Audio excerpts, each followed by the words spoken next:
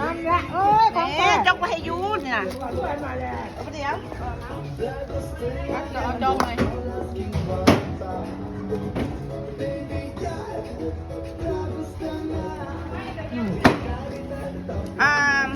เสื้อใบหนึ่งอันนั้นแพกนะแม่50,000กินเด้อที่แม่ก็ตั้งใจฟังแล้ว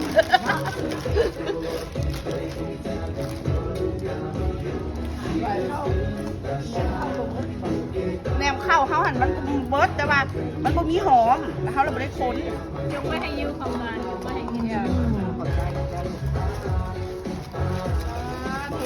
ขนาดเนาะมาหลัง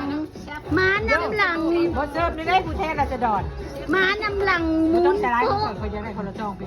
มาน้ำหลังมูนโป๊ะเอ้าถ้วยอะไรนี่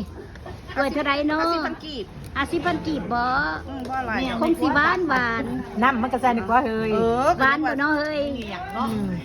หวานบ่วัยรุ่นเย้ยขายอยู่ไสนี่เนาะขายอยู่นี่แล้วเนี่ยแคมป์หนองนะทางแยกคาเวอร์บ่แท้งเขียวมาเด้อพี่น้องมากินน้ำคาร์โลซองทางแยกคาเวอร์เด้อมื้อนี้เด้อทางถ้วยหนึ่ง50,000 กีบยิ้ม50,000 กีบเด้อเกียรติมือ